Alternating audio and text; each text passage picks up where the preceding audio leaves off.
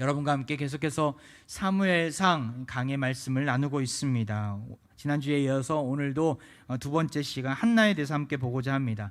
참 날씨가 많이 무덥죠. 35도, 36도, 체감기온은 거의 40도에 육박한 지금 날씨입니다. 제가 지도를 한 가지 보내드리는데요. 어제 고양시 그리고 전국의 날씨입니다. 온도를 나타내는 빨간색이 아니라 지금 불쾌지수를 나타내는 불쾌지수 지도입니다. 참 높죠. 가장 높은 상황입니다. 오늘도 어제와 못지않게 참 우리의 불쾌지수를 높이는 그러한 지금 날씨인 것 같습니다. 매우 높은 불쾌지수 속에서 이 지도 하단에 보면 대응 요령이 나와 있더라고요. 전원 불쾌감을 느끼는 단계다. 다음은 수분을 충분히 섭취하고 야외 활동을 자제하라. 실내 온습도를 조절하거나 무더위 쉼터 등으로 이동하라. 마음만 같아서는 풍덩 바닷가에 빠지고 싶은 마음이 있는데 지금 코로나 시국 속에서 어디를 가겠습니까? 무더위 쉼터로 이동하고 싶어도 이동할 수 없는 상황입니다. 우리 모든 성도들 지금도 각자 예배하면서 많이 더우실 텐데 참 무더위 해결책은 그늘이고 선풍기나 에어컨 앞이지만 다시금 우리가 영적으로 쉼을 얻으려면 누구 앞으로 나와야 합니까? 바로 주님 앞으로 나와야 합니다. 주님 안에 거할 때 우린 참된 쉼을 누릴 수 있습니다. 우리의 막히고 억눌린 마음을 주님께서 풀어주시고 또한 시원케 해주실 것입니다.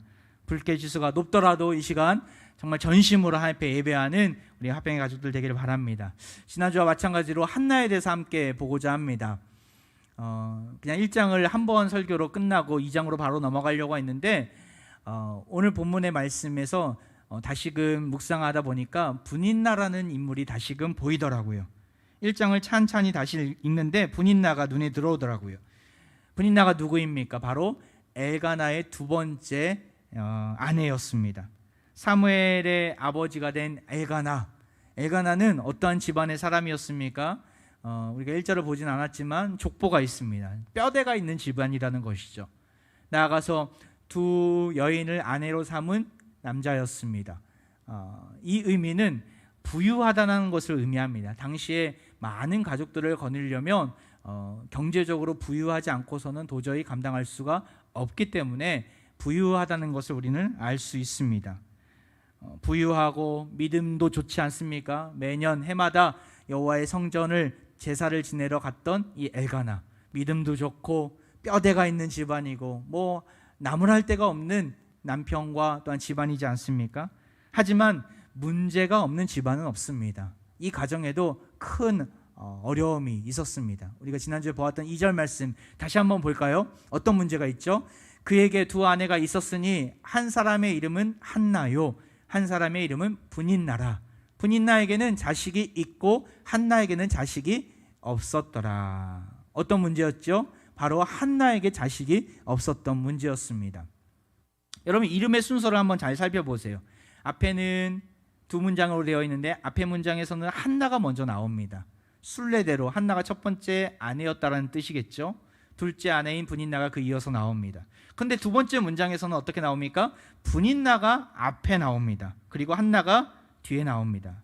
현재 한나의 위치를 지금 드러내주는 대목입니다. 바로 한나가 첫 번째 부인임에도 뒷전으로 밀려났다라는 것이죠. 누구로 인해서요? 분인나로 인해서. 당시에는 지금도 그런 일들이 자행될 수 있겠지만 아이를 낳느냐 못 낳느냐에 따라서 집안에서의 위치가 달라졌습니다. 요즘에는 거의 그런 일이 없는데 예전에 우리도 나라도 그런 적이 있었습니다. 이 일로 인해서 참 첫 번째 부인, 두 번째 부인 또한 그 여인들의 관계가 어려운 모습들을 보고 있지 않습니까? 아브라함 시대도 마찬가지죠. 아브라함의 아내 사라와 하갈 관계가 온전치 못했습니다. 야곱의 아내들 레와 라헬도 마찬가지였죠.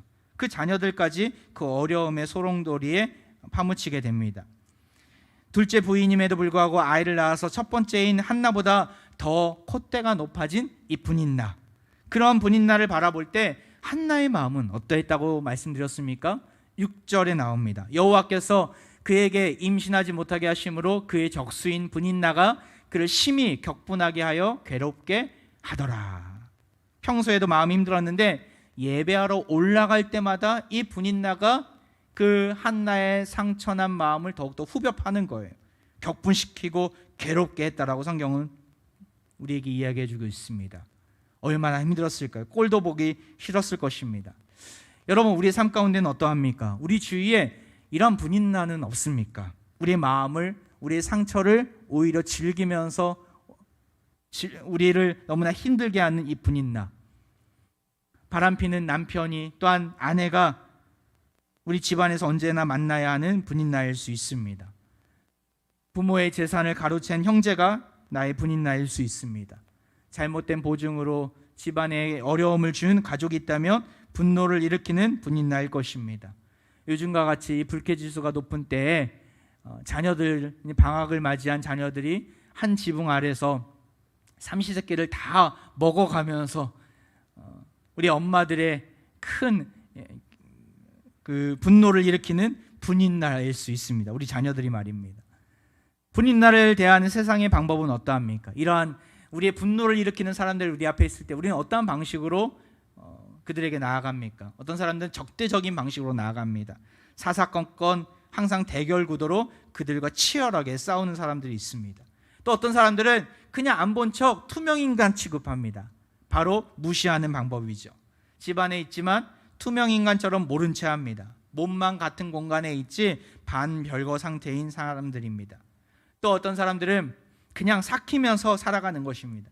그러려니 하고 치밀어 오는 가슴을 꾹꾹 눌러가며 분노를 떠안고 살아갑니다. 나중에 화병으로 발전하겠죠. 우리는 언제나 어디서나 이렇게 우리에게 분노를 일으키는 분노 유발자들, 이 분인나들을 만날 수 있습니다. 믿는 자라면 앞서 얘기했던 그 세 가지 방식을 취하는 게 바른 방법입니까? 우리는 어떻게 이 분인나를 대해야 합니까? 세상의 방식이 아닌 하나님의 방식이 있습니다. 하나님이 원하시는 방식이죠. 오늘 본문에 보면 한나가 이 분인나를 어떻게 이기는가, 어떻게 극복하는가를 우리는 살펴볼 수 있습니다. 사실 이 고통의 원인은 분인나가 아닙니다. 근데 우리는 고통의 원인은 저 분인나 때문이야 라고 여길 때가 있어요. 하지만 찬찬히 생각해 보십시오. 물론 저들이 우리를 향해서 말도 안 되는 손가락질을 하고 또한 대적질을 할 수 있습니다. 그러할 때도 우리는 그들을 바라보기보다는 누구를 바라보아야 합니까? 왜 이런 고통이 나에게 임하였는지 하나님을 바라보면서 하나님이 무엇을 원하시는지 우리는 믿음의 시선을 가지고 있어야 합니다. 한나는 알았습니다. 고통의 원인이 분인나가 아니라 자신의 불임 때문임을, 또한 그 너머에서 하나님께서 모든 것을 작정하셨음을 알았던 것이죠. 우리가 분인나 앞에 있을 때 어떻게 분노를 잠재울 수 있을까요? 여러 분노, 짜증, 불평, 원한, 이것에서부터 벗어나는 길을 우리는 어떻게 취해야 합니까? 제가 최근에 읽는 책 중에서 악한 분노, 선한 분노라는 책이 있습니다. 데이비드 폴리슨이라는 미국 웨스터민스터 상담학 교수님이신데, 이 책에서 이 저자는 악한 분노가 아닌 선한 분노를 가져야 함을, 다시 말해서 자비에 기초한 건설적인 불만을 가져야 함을 주장합니다. 이게 무슨 말입니까? 제가 그 책의 내용을 한 가지 발췌를 해왔는데 128쪽에 이런 내용이 있더라고요. 우리의 분노는 하나님의 형상으로 다시 회복될 수 있다. 하지만 만약 우리가 악을 악으로 갚는다면 문제가 더 악화될 것이다. 잘못된 분노는 악을 악으로 대하라고 말한다. 그러나 하나님의 은혜와 자비가 넘쳐 흐르는 불만에는 선함이 함께 능력이 있다. 실제로 하나님의 강력한 자비의 능력은 성경 전체와 구원의 핵심 DNA이다. 예수님은 악에 저항하는 우리의 본능적인 감각을 무디게 하지 않으신다. 오히려 그 날카로운 감각을 선하게 회복하셔서 선한 분노로 표출하기를 원하신다. 분노가 무조건 악하다라는 것이 아니라는 거예요. 선한 분노가 있다라는 거예요. 가령 예수님이 그 성전에 갔을 때 장사하는 사람들을 분노를 가지고 내쫓지 않으셨습니까? 선한 분노를 가지신 거예요. 이런 선한 분노가 있다면 마땅히 표출하기를 원하신다라는 것이죠. 하지만 동시에 우리는 악한 분노를 내세워서는 안 된다라는 거예요. 악을 악으로 대해서는 안 된다라는 것이죠. 내가 지금 경험하고 있는 분인나 앞에서 내가 경험하고 있는 분노는 어떤 분노입니까? 정말 하나님의 말씀에 어긋나고 또한 정의에 어긋나서 분개하는 분노입니까? 아니면 나의 기분이 상했기 때문에 내 자존심을 건드렸기 때문에 나오는 분노입니까? 만약에 그렇다면 악한 분노가 될 수 있다는 것이죠. 한나가 그냥 자기 자신의 기분 내키는 대로 격분케 하는 분인나에게 분노를 가지고 똑같이 대항했다면, 악을 악으로 갚았다면 악한 분노를 가진 여인으로 평가받았을 것입니다. 하지만 한나는 그런 악한 분노로 분인나를 대하지 않습니다. 그 비결이 무엇입니까? 바로 문제의 근원은 하나님께 달려있음을 알았던 것이죠. 문제 해결의 그 열쇠가 하나님께 있음을 알았던 것이죠. 그렇기 때문에 누구에게 다가갑니까? 10절과 11절에 나와 있습니다. 어떻게 나아갑니까? 한나가 마음이 괴로워서 분인나에게 나아갔다라고 이야기합니까? 분인나에게 화를 쏟아냈다라고 이야기합니까? 분인나에게 대항했다라고 이야기합니까? 아니에요. 한나가 마음이 괴로워서 여호와께 기도하고 통곡했다라고 나옵니다. 11절에도 그가 기도하는 내용이 나오죠.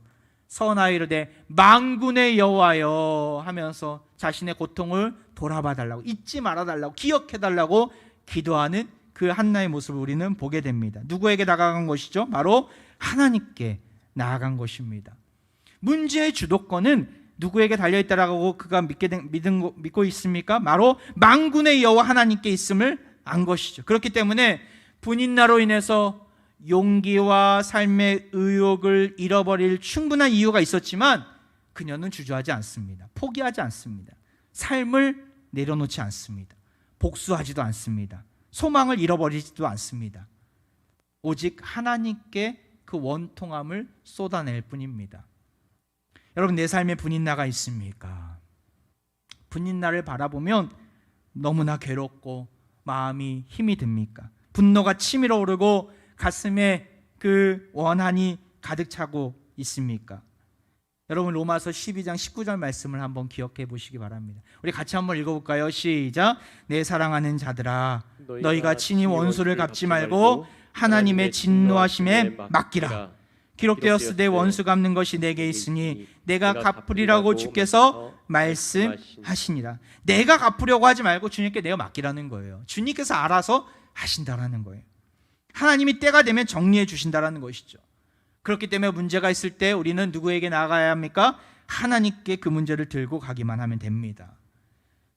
이것도 사실 연습이에요, 연습. 우리가 하나님 앞에 수시로 나아간다면 당연히 마땅히 알 수 있는 사실이죠. 제가 어저께 주일 준비를 마치고 집을 가보니까 올림픽 경기를 하고 있더라고요. 시작했더라고요. 탁구 경기를 봤습니다.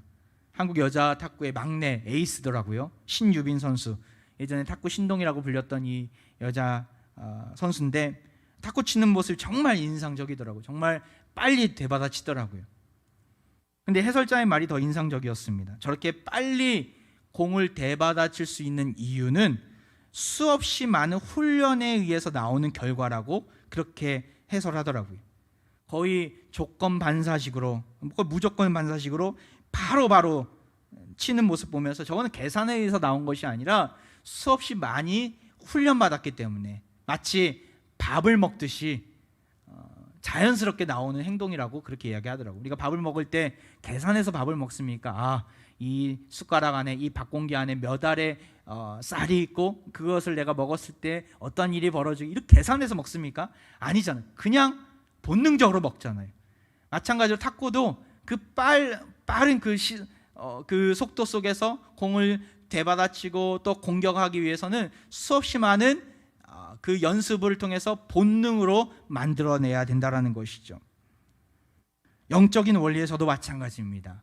우리가 분인나를 만났을 때 사람들은 본능적으로 분노를 표출합니다.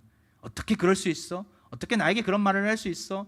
세상 사람들과 똑같은 그 앞서 얘기했던 세 가지 방식, 적대적으로, 때로는 무시하거나 때로는 참아내는 모습으로 우리는 분인나를 대하게 됩니다. 하지만 믿음의 사람은 그런 식으로 세상의 방식으로 악한 분노를 쏟아내지 않습니다. 반사적으로, 무조건적인 반사적으로 하나님께 들고 가는 것이죠. 어린아이가 마치 어려운 일을 당할 때, 또한 힘든 일들, 억울한 일을 당했을 때 엄마라고 소리치는 것처럼 우리는 하나님의 이름을 부르짖으며 나아가야 합니다. 수없이 많은 성경의 인물들을 보면 그렇게 나아갔어요. 느헤미야도 마찬가지입니다. 느헤미야도 하나님께서 명하신 그 성벽을 건축하기 위해서 예루살렘에 도착했을 때 큰 어려움을 당하게 됩니다. 바로 이방 민족들의 방해였죠. 산발락과 도비와 또한 아라비아 사람들, 암몬 사람들, 아스도 사람들이 그들이었습니다. 거룩한 사명을 가지고 그들이 예루살렘에 도착했는데 그들과 섞여서는 안 되었습니다. 그래서 그들이 도와주겠다고 했지만 거절했습니다. 거절당한 그들이 느헤미야와 유다 사람들을 적으로 삼고 비아냥거립니다. 분인나처럼 말로 그들에게 느헤미야에게 상처를 줍니다. 느헤미야 4장 1절에 이렇게 나와 있습니다. 산발랏이 우리가 성을 건축한다 함을 듣고 크게 분노하여 유다 사람들을 비웃었다라고 나옵니다. 비웃었다.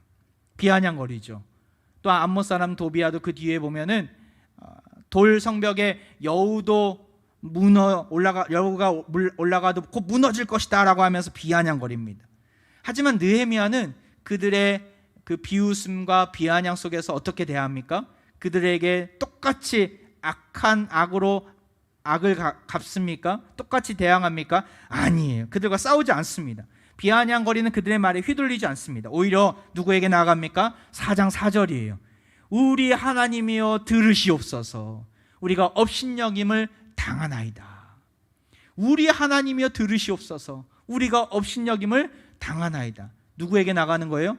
하나님께 나아간다라는 거예요. 하나님, 나의 이 원통함을 들어달라고 하나님 앞에 매달리면서 기도하는 느헤미야의 모습을 느헤미야 4장 4절에서 우리는 발견할 수 있습니다. 심판주 대신 하나님께 나아간 것이죠. 하나님께 내어 맡기는 거예요. 같이 분노하고 같이 악한 것을 쏟아내지 아니하고 진흙탕 싸움에 휘말리지 아니하고 하나님께 내어 맡기고 뒤돌아서는 것이죠. 백성들도 마찬가지였어요. 느헤미야의 모습을 보면서 백성들은 어떻게 나아갑니까? 6절에 나옵니다. 이에 우리가 성을 건축하여 전부가 연결되고 높이가 절반에 이르렀으니 이는 백성이 마음들여 일을 하였습니다. 마음들여 일을 했다는 말이 무엇입니까? 말에 흔들리지 않고 온 마음 다해 정성 다해 한 마음으로 그 사명을 감당했다는 것이죠. 사람들의 비아냥과 또한 방해에도 불구하고 거기에 연연해하지 않고 주어진 사명을 묵묵히 감당했던 그 유다 사람들, 결국에는 성벽을 52일 만에 저들이 완공하게 됩니다. 미약했던 그 유다 사람들이 이방 민족의 비웃음을 극복하고 역사적인 과업을 성취하게 된 것이죠. 사랑하는 합병가족 여러분, 우리를 지치게 만드는 무더위, 극심한 코로나 가운데서 무엇보다도 우리를 향해서 비난하고 비아냥거리는 분인나가 우리 주위에 혹시 있습니까? 우리를 너무나 힘들게 하죠. 이러한 상황 속에서 우리가 가져야 될 모습이 무엇입니까? 높은 불쾌지수 속에서 사람들의 말에 휩쓸리고 이리 상처받고 저리 상처받으면서 이리 흔들리고 저리 흔들릴 수 있는 요즘, 우리가 가져야 될 모습이 무엇입니까? 바로 기도의 자리로 나아가야 한다는 거예요.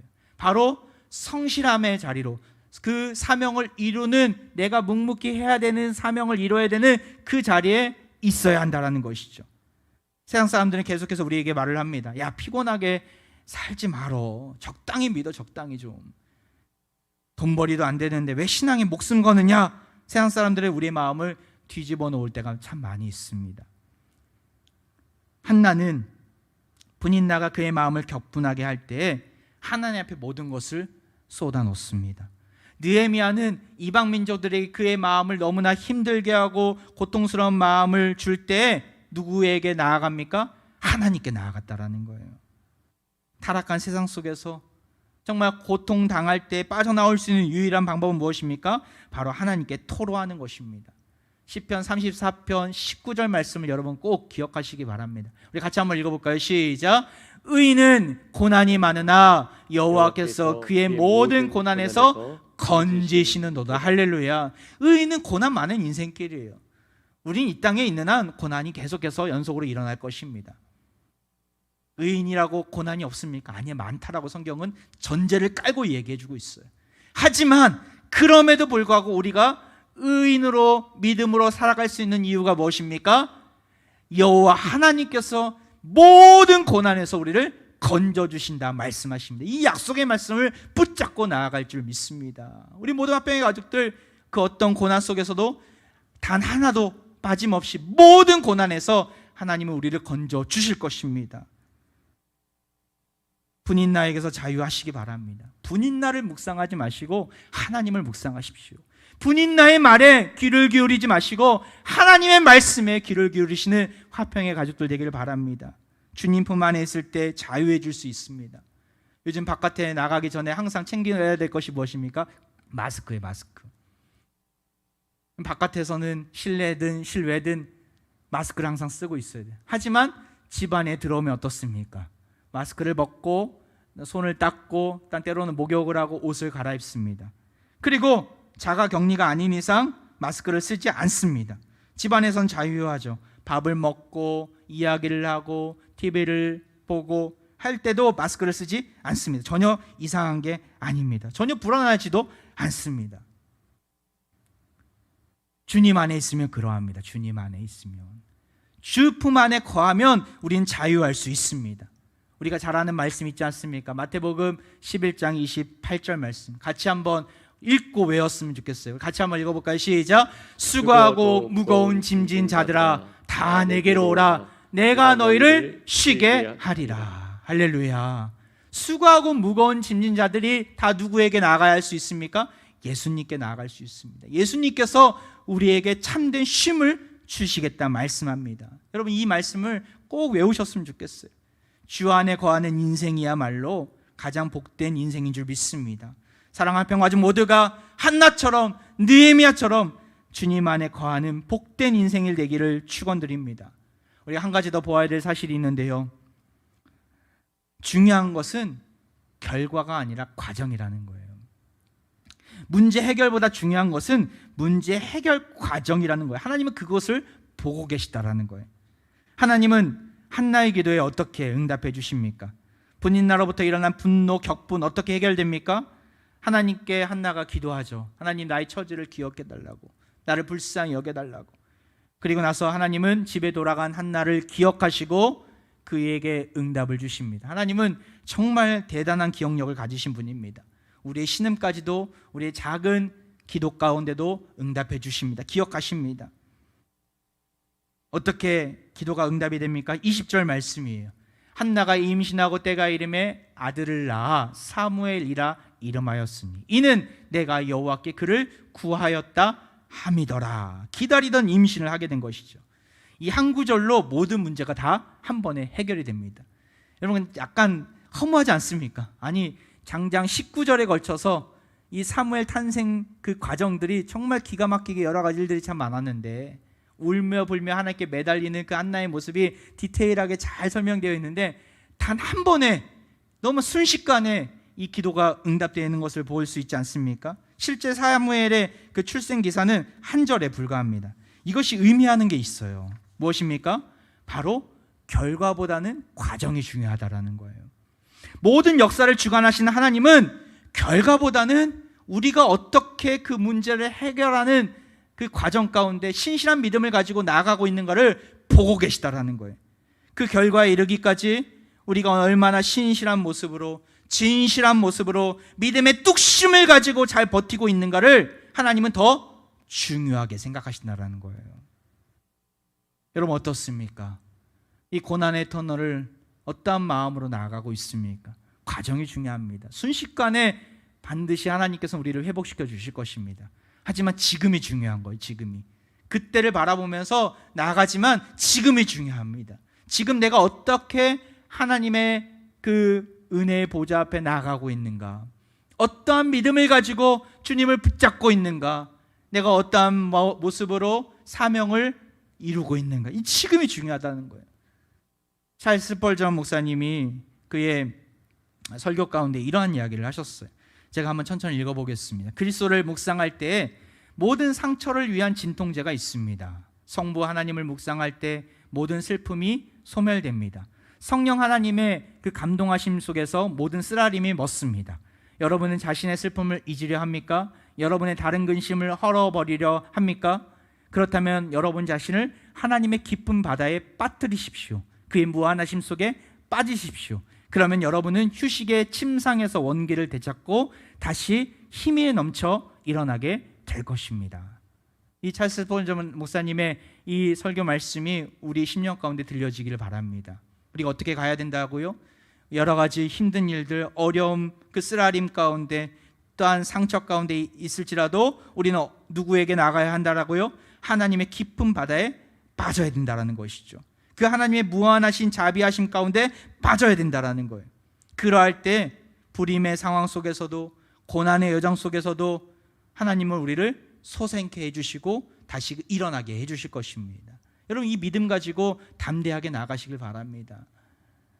사실 이 상황은 이스라엘의 상황이었어요. 불임의 상황은 이스라엘의 상황이었어요. 수없이 많은 이방 민족들이 강력한 왕들을 앞세워서 승승장구하고 있는데, 지금 이스라엘은 너무나 보잘것없는 모습이에요. 지도자도 없어서 각기 자기 소견에 옳은 대로 행하며 혼란한 시국을 맞이하고 있습니다. 분인나와 같은 적국들이 그 이스라엘을 바라보면서 비아냥거리는 거예요.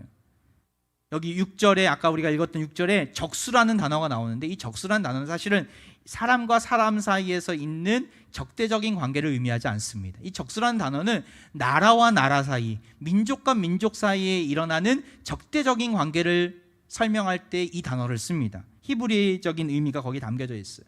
지금 그 사무엘서 1장 말씀을 통해서 이스라엘 전체의 상황을 지금 설명하고 있는 거예요. 이스라엘은 자신들의 문제점이 무엇인지 알지 못하기 때문에 한나를 통해서 너희들의 문제점이 이거다, 너희들은 한나와처럼 나에게 매달려야 된다라고, 내가 진짜 왕이야, 나만 의지하면 해결해 줄 수 있어, 왕을 찾는 것이 아니라 내가 진짜 왕이야 라고 지금 끊임없이 하나님께서 지금 이스라엘 백성들에게 말씀하고 있는 것이죠. 우리에게도 동시에 말씀하고 계십니다. 우리가 진짜 지금 필요한 것이 무엇입니까? 백신이 필요합니까? 물질이 필요합니까? 건강이 필요합니까? 보장된 노후 대책이 필요합니까? 세상에서 우선시하는 가치들이 필요합니까? 물론 살아가면서 필요한 것들입니다. 하지만 가장 필요한 것은 그런 것들이 아니라 무엇입니까? 하나님의 왕 되심을 인정하는 믿음인 줄 믿습니다. 믿음이 필요하다는 거, 믿음이. 하나님의 왕권을 인정하는 믿음이 필요하다는 것이죠. 이 믿음의 뚝심이 너무나 중요한 때입니다. 하나님의 왕 되심을 인정하며 믿음의 발걸음을 우리는 내디뎌야 합니다. 인생의 분인나를 만날 때도 마찬가지죠. 분인나에게서 삿대질을 당하면서 어려움 가운데 있을 때 왕 되신 하나님께 우리는 달려가야 합니다. 하나님께 매달려야 하는 것이죠. 세상은 결과만을 중요시합니다. 하지만 하나님은 결과보다 과정을 중요시합니다. 어려운 일을 당할 때 이 자녀가, 이 백성이 어떻게 하고 있는가 보고 계십니다. 뭐로 가도 한양만 가면 된다라는 생각을 버리시고 누가 보든 보지 않든 바른 길로 정직하고 신실한 모습으로 가는 것이 중요합니다. 말 많았던 도쿄올림픽이 드디어 열렸는데, 목표로 하는 좋은 성적이 나오면 좋겠지만 건강한 모습으로 갔으니까 선수들이 건강한 모습으로 다시금 복귀하는 것이 더 중요한 것 같습니다. 그렇기 때문에 우리는 메달의 그 색깔에 연연해하지 말고 코로나 기간 속에서도 국위선양하는 우리 올림픽 선수들을 향해 응원을 아끼지 말아야 합니다. 우리 신앙에서도 마찬가지죠. 하나님은 우리에게 금메달을 요구하지 않으십니다. 은메달, 너 왜 8강까지밖에 못 갔어? 왜 너 16강에서 떨어졌어? 우리에게 나무라지 않으시는 분입니다. 믿음의 여정을 포기하지 않고 묵묵히 훈련의 시간을 잘 참고 견디는 것을 원하십니다. 그러한 자에게 천국 문 앞에 서서 우리에게 생명의 면류관을 씌워주실 것입니다. 지금은 우리가 왕 되신 하나님을 바라보면서 묵묵히 훈련의 자리에서, 묵묵히 예배의 자리에서, 묵묵히 기도와 사명의 자리에서 있어야 할 때입니다. 세상 나라에 살고 있지만 하나님 나라의 백성의 그 정체성을 잃지 말고 세상의 가치에 섞이지 말고 거룩함으로 살아야 될 때입니다. 섞이면 망합니다. 하지만 구별되면 우리가 승리케 될 것입니다. 주보 칼럼에도 나왔는데 사무엘서는 우리에게 이것을 알려주는 책입니다. 하나님을 왕으로 모신 사람들을 통해서 하나님은 그 나라를 건설해 가신다는 것이죠. 한나, 사무엘, 다윗이 그러한 자들이었습니다. 우리에게도 동일한 것을 요청하십니다. 네가 나를 왕으로 여기고 있는가? 계속해서 질문하실 것입니다. 하나님의 청지기로서 이 땅에서 우리는 하나님 나라의 백성으로서 이 정체성을 잊어서는 안 됩니다. 다음 세대들에게 거룩한 하나님 나라의 백성으로서 너희들은 살고 있다라는 사실, 하나님의 아들과 딸이라는 사실들을 계속해서 각인시켜주고 가르쳐줘야 될 사명이 우리 가운데 있습니다. 묵묵히 하나님 나라의 백성으로서 그 자리를 지킬 때 비록 고난의 터널이 길지라도, 끝이 없는 것처럼 보일지라도 때가 되면 순식간에 하나님께서 역정케 하실 것입니다. 과정이 중요합니다. 나중에 본당에 나와 예배드리게 되면 그때 가서 예배하지 뭐. 지금은 자유야. 지금은 누가 보는 사람도 없고 내 마음대로 내 뜻대로 살다가 나중에 천국 문 앞에 들어가기 직전에 회심하면 되겠지. 지금은 즐길 수 있을 때까지 즐기는 거야. 혹시 그렇게 생각하고 있는 분이 있다면 하나님은 그러한 자를 사용하지 않으십니다. 과정이 중요합니다. 묵묵히 믿음을 지키는 자를 원하십니다. 그러한 백성의 신음 가운데서도 하나님은 응답하실 것이고, 또한 그 사람의 형편과 처지를 기억하시고 고난의 장애물 앞에서 반드시 길을 열어주실 것입니다. 사랑하는 화평가족 여러분, 오늘도 주님 품 안에 거하는 자로서 사람들의 말에 현혹되지 마시고 분인나로부터 자유하시고 인내와 신실한 믿음을 가지고 세상을 향해 전진해 나가시기를 주의 이름으로 축원드립니다. 이 시간 우리 함께 찬양하며 나아가는데요, 낮엔 해처럼 밤엔 달처럼 그렇게 살 수는 없을까? 우리 고백하면서 가사의 의미를 생각하면서 이 시간 찬양하며 나아갑니다.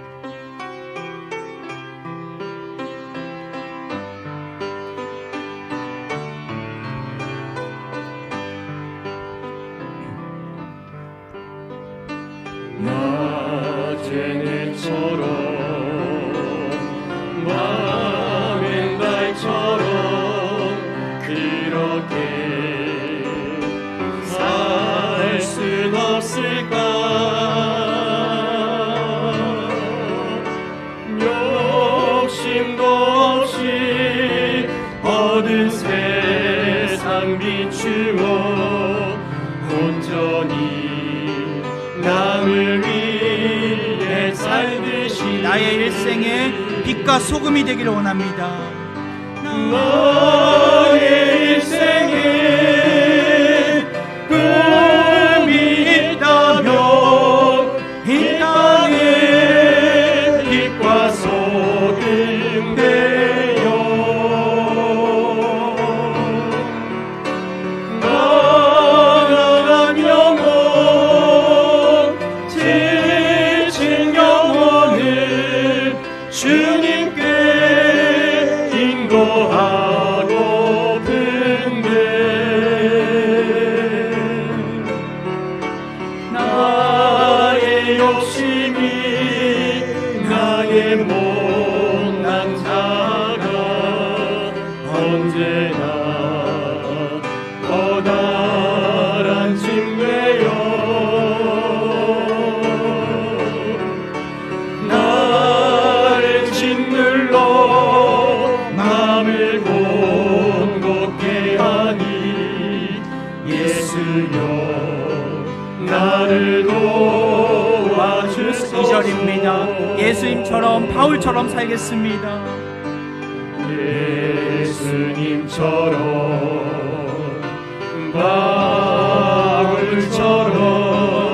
그렇게 살 순 없을까? 영을 위하여 당신들의 온몸을 온전히 버리셨던 것처럼 예수님의 사랑은 그저 주는 사랑입니다. 주의 사랑은 베푸는 사랑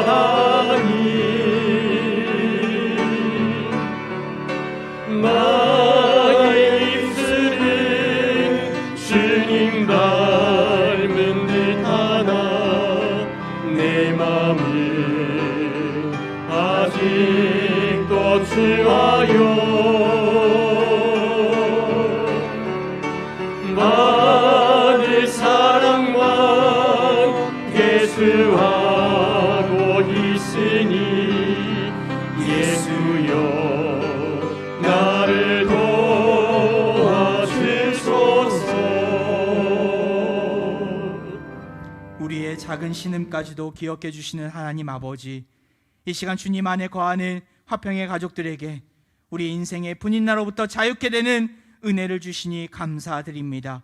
모든 문제를 하나님께 내어 맡기고 주 안에서 참 평안을 누리며 믿음의 길을 걸어가는 화평의 가족들이 되게 하옵소서. 결과보다 과정을 중요시하며 기도와 신실함으로 무장하여서 이 코로나 시국을 담대히 이겨나가는 자녀가 되게 하시고 왕 대신 하나님을 인정하는 믿음의 시선을 갖게 하옵소서. 속히 코로나 4단계가 완화가 되어서 함께 예배하는 그날을 맞이하게 될 줄 믿습니다. 우리에게 담대함과 인내를 허락해 주옵소서. 이 시간 몸이 아픈 부위에 자신의 손을 얹고 기도합니다. 이 시간 치유와 회복의 손을 얹고 기도합니다. 한나에게 주셨던 회복의 역사를 보여주옵소서. 불임으로 힘들어하는 가정들이 있다면 이 시간 주님께서 어루만져 주셔서 태의 열매를 허락해 주옵소서. 질병과 상해로 고통 중에 있는 백성들을 기억하시고 속히 일어나 주님을 찬양하는 백성들이 되게 하옵소서. 하나님의 능력의 손을 의지하오니 고쳐 주옵소서. 온 인류의 고난을 짊어지시고 십자가 위에서 승리를 선포하신 예수 그리스도의 이름으로 기도하옵나이다. 아멘.